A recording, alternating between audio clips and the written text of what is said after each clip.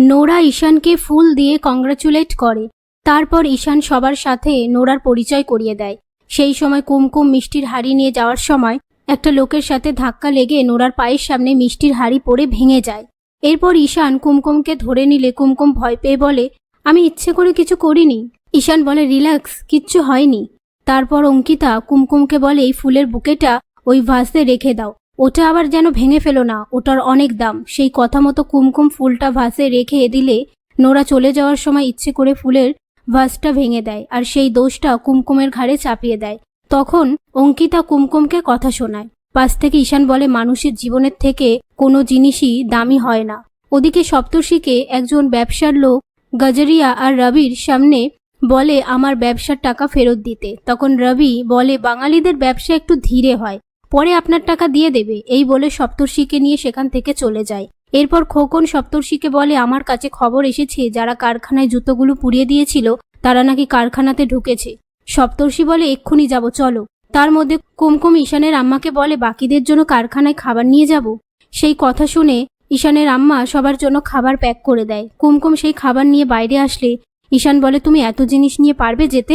কুমকুম বলে, আমি বাসে চলে যেতে পারবো। ঈশান বলে, ওই বাসের ছাদে উঠে দাঁড়াও, এই বলে গাড়ির ব্যবস্থা করে। কুমকুম সেই গাড়ি করে কারখানায় এসে সিকিউরিটিদের খাবারটা হাতে দেয়। সেই মুহূর্তে সপ্তর্ষিকে সেখানে খোকনের সাথে দেখে কুমকুমের একটা খটকা লাগে আর বলে, বড়দা ওটা কার সাথে যাচ্ছে? খোকনদা নয় তো? ওদিকে খোকন সপ্তর্ষিকে কারখানার ভেতরে আনে। সপ্তর্ষি বলে, কোথায় ওই লোকগুলো? খোকন বলে, একটু দাঁড়ান, আমি দেখে আসছি। এই বলে ওপরে এসে ইনভার্টার ঠিক করে। তখন রবি ফোন করলে খোকন বলে, আমার কাজ হয়ে গেলে আমি আপনাকে জানাবো। ইনভার্টারটা ওনার মাথায় ফেলবো বলে এগিয়ে রাখলাম। তারপর খোকন ইনভার্টারটা সপ্তর্ষির মাথায় ফেলতে গেলে কুমকুম এসে দেখে নিয়ে তড়িঘড়ি করে সপ্তর্ষিকে সেখান থেকে সরিয়ে নেয়।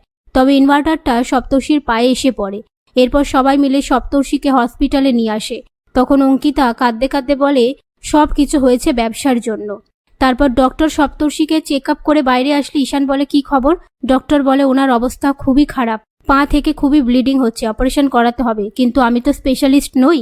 এই বলে চলে গেলে ঈশান রেগে বলে, তাহলে এবারে ওকে আমরা কোথায় নিয়ে যাব? আর যদি ইনভার্টারটা বড়দা ভাইয়ের মাথায় পড়তো কি হতো বলতো? পাশ থেকে অঙ্কিতা বলে, কি হতো? যা হওয়ার আমার হতো। সকাল থেকে উঠে ওই একটাই নাম ব্যবসা। সপ্তর্ষি ভালো মানুষ বলে ব্যবসার মধ্যে ফেসে গেল, সেই জন্য ওর জীবনটা আজকে। এই বলে কাঁদতে থাকে। পাশ থেকে কুমকুম আপন মনে বলে, বড়দার যেন কিছু না হয়, মা সিদ্ধেশ্বরী।